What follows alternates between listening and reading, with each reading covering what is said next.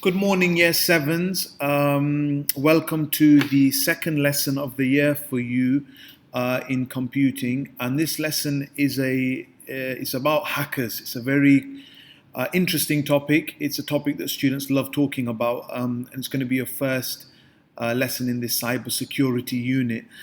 So once you've opened up the PowerPoint, just a reminder, if you get a message at the top asking you to enable content, just make sure you click on that. There are some embedded YouTube videos in this PowerPoint, and if you don't click on the link, then they won't play.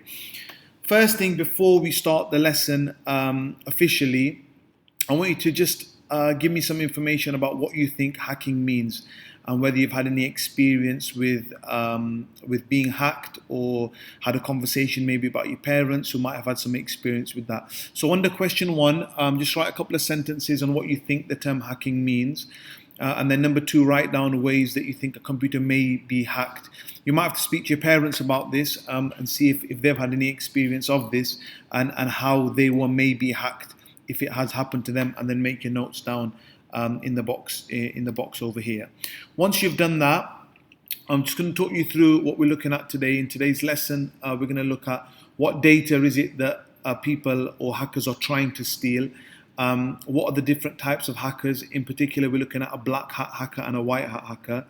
And then how does the whole process of hacking happen? There's a 7-stage model for that.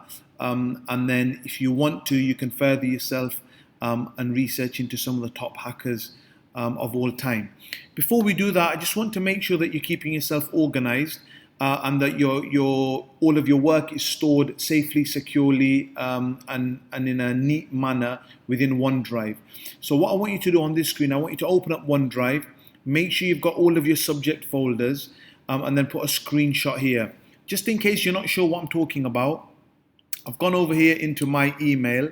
If I click on the top left-hand corner and I select OneDrive, it will open up an online storage area in which it allows me to save my work.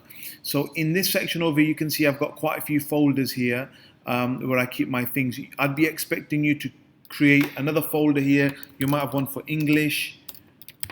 Okay, and let's create another one for, let's do maths. And there you go, and so on and so forth until you've got all of your subject areas.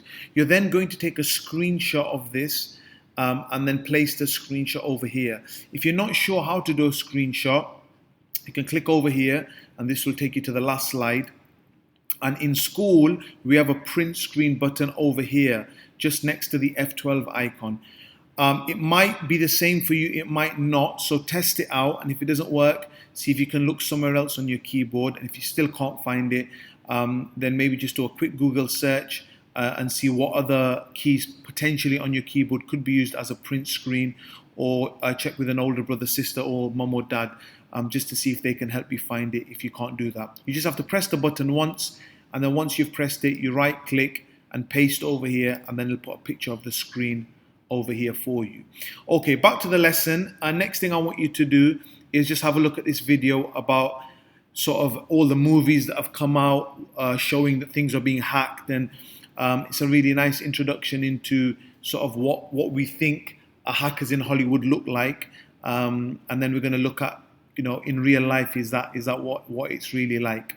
Remember, hackers are not sort of after everything and anything. They're after specific types of data, and I want you to consider these different items of data and whether you think a hacker finds this piece of data useful or useless, and why. So if I do one, this one, DOB, is date of birth, a favorite color, password, credit card number, got your home address, cat's name, and email address. So I'd say email address, I think it's useful.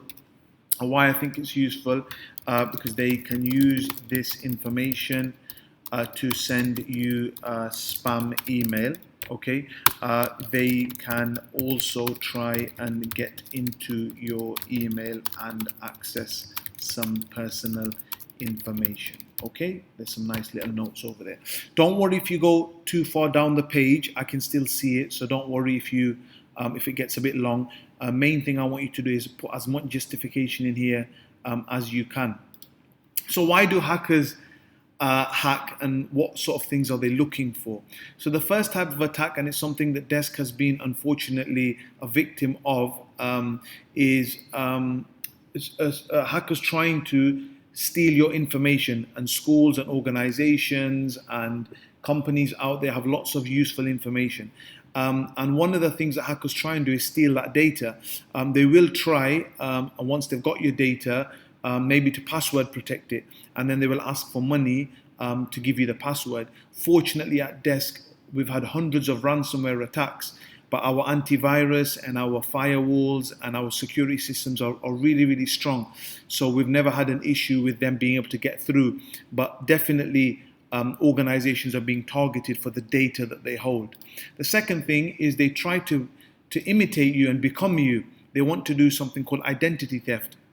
This is done because once they can become you and steal your identity, they can maybe pretend to be you and order something online in your name or open an account in your name, even though they are not who they say they are. So they're really after your personal information, as much information as they can get from you, so that they can become you, your name, your address, your date of birth, and then they can online pretend to be who you are.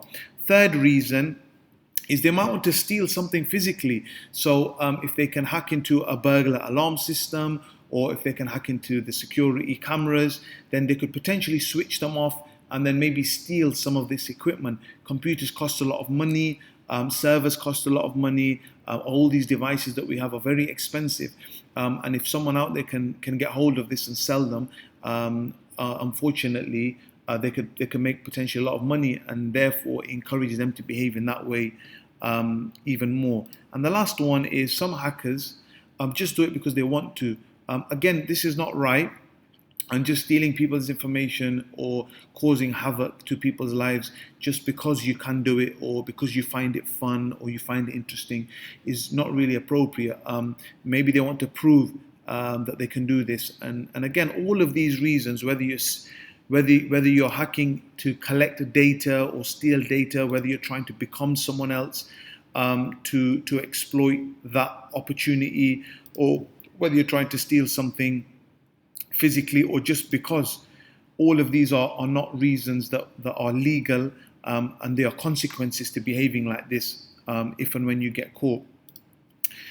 Next, slide number 10 is, I always wonder if has anyone ever tried hacking me? And this is a really nice website that you can put your email address in and see if anyone's tried. So if I go into here and I paste it into the browser, and I can type in an email address, and it tells me if anyone's tried. So let's try my school one, era.desk.sch.ae, and if I click on this over here, it generates good news. So fortunately for me, no one's tried to use my school email or tried to hack into my school email. And again, at Desk, we've got very, very secure systems in place. So some of this would obviously support in making sure that no one can try and access my email or get into my personal information through my school account. So you can have a look at that and see if there's any emails that you've got yourself or your parents have got, and whether anybody's tried to target that. Not all hackers are bad. There are some hackers that are employed by companies to try and hack into their own systems. And they do that because they want to find out if there are any vulnerabilities in their own system. So Desk might hire someone who has knowledge of hacking and then ask them to try and hack into the school.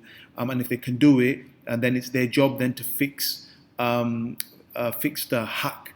So fix the reason how they were able to get in. So not all hackers are bad. And what I want you to do is I want you to watch this video and get an idea of the 3 different types of hackers: black, white, and grey. And then on this slide over here, I want you to match them up. So have a read of this. And then if you think this is, let's say you think this is the grey hacker, I'm going to move grey over here. Let's say you think that one is the black one. And then you might think that one is the white one. Or you might say, oh no, actually I think that's black. And you can move these around until you think that you've got them right. If you can't remember, then go back and watch the video again. And then you can come back here and then you can match them up. Now, there is a model when hackers are trying to access or attack a computer or a company or an organization. There are 7 stages that they use before they actually do the hack.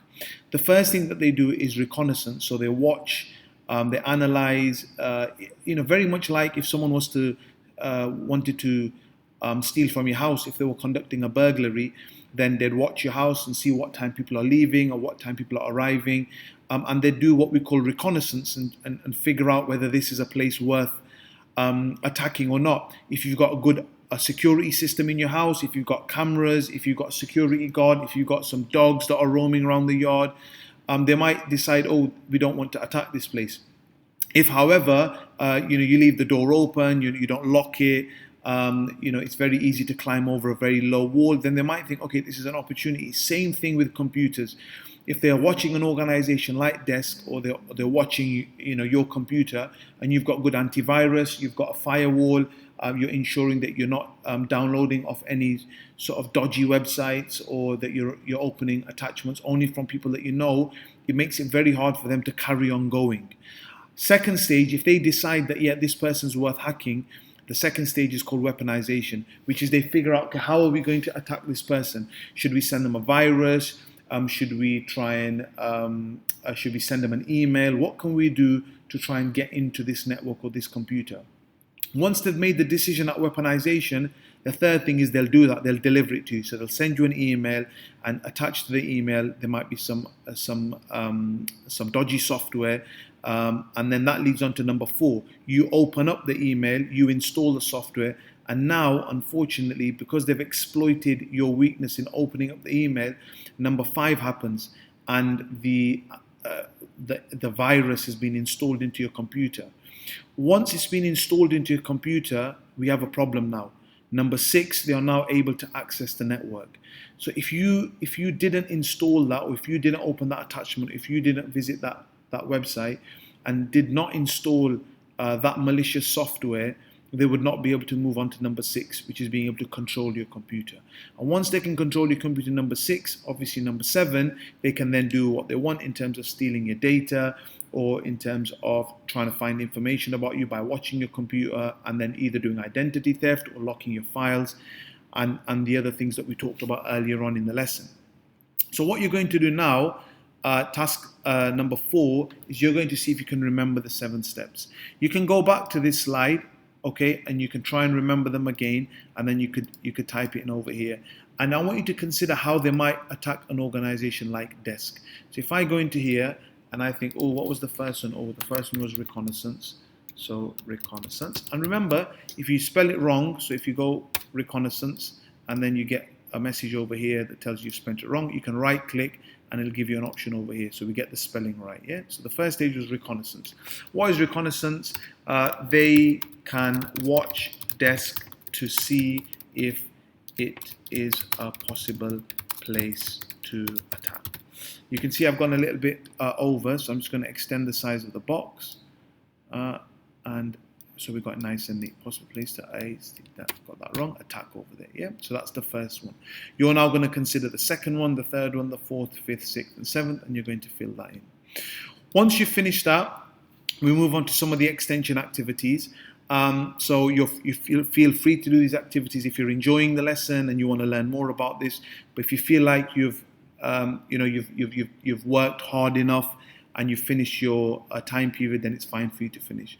Extension number 1 is just checking, is doing a bit of research into some of the top 3 hackers of all time. So a bit of research, find 3 hackers that did some things, and then you're going to note the name down over here, and then what they did on the right hand side over here.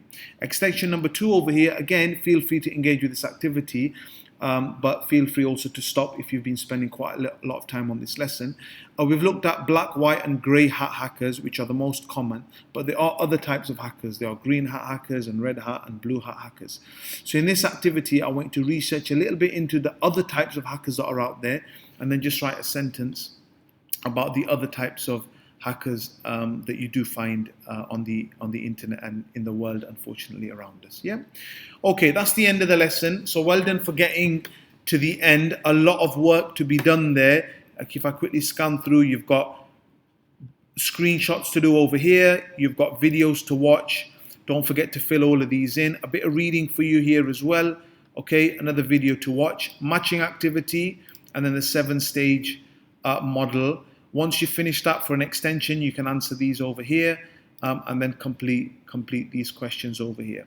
Once you've done all of that, don't forget to save your work. So top left-hand corner, there's a save button over here for me, or you can click File and Save. And then you're going to upload your work back to Teams and submit it for me to have a look at. And then when you're done and dusted, don't forget, if you're sharing a computer or sharing a desk and a chair, just to sanitize the area that you're working in. Keyboard, mice, monitors, desk, and chair. Very, very important that we get into these good habits. Yeah, well done for finishing this lesson.